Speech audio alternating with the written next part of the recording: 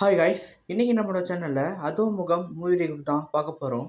இந்த படத்தோட கதை என்னன்னா, நம்ம ஹீரோ ஹீரோயினி ரெண்டு பேரும் புருஷ பொண்டாட்டியாக இருக்காங்க கல்யாணம் பண்ணிக்கிட்டு.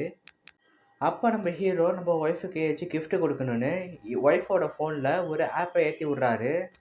அது நம்ம ஹீரோயினியை அழகாக காட்டும் அப்படின்னு ஒரு ஆப்பை நம்ம ஹீரோ ஒய்ஃபோட ஃபோனில் ஏற்றி விட்றாரு. ஆனால் அந்த ஆப்பு நம்ம ஹீரோ இல்லாத சமயத்தில் வீட்டுக்கு யார் யார் வந்து போகிறாங்கன்னு நம்ம ஹீரோவுக்கு ஒரு ஃபைலாக அனுப்புது.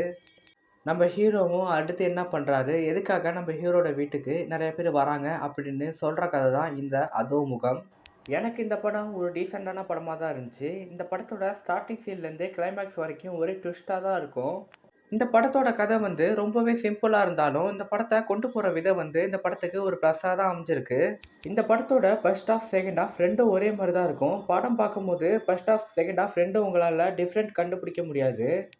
ஏன்னா நான் ஏற்கனவே சொன்ன மாதிரி படத்தோட ஸ்டார்டிங் சீன்லேருந்து எண்டு வரைக்கும் ஒரு ட்விஸ்ட்டாக தான் கொண்டு போவாங்க. படத்தோட கிளைமேக்ஸும் ரொம்பவே நல்லா இருந்துச்சு. எனக்கு பர்சனலாக தோன்ற வரைக்கும் ஃபர்ஸ்ட் ஆஃப் விட எனக்கு செகண்ட் ஆஃப் கொஞ்சம் பிடிச்சிருந்துச்சி. ஃபர்ஸ்ட் ஆஃப் அங்கங்கே கொஞ்சம் லேக் அடிக்கிற மாதிரி தான் எனக்கு இருக்குது. மற்றபடி இந்த படம் ஒரு நல்ல படம் தான் நான் சொல்லுவேன். ஏன்னா இந்த படத்தை பார்க்க போகிற ஆடியன்ஸுக்கு நல்ல ஒரு காமெடி தர மாதிரி தான் இந்த படம் எடுத்து வச்சுருக்காங்க. ஆடியன்ஸோட சப்போர்ட்டு இன்னும் கொஞ்சம் அதிகமாக இருந்தால் இந்த படம் ஒரு வெற்றி படமாக அமையும். மற்றபடி இந்த படத்தில் சொல்லிக்கிற அளவுக்கு எதுவுமே இல்லை. என்னை பொறுத்த வரைக்கும் ஒரு ஒன் டைம் வாட்சபிளான மூவி தான் இந்த அதோ முகம்.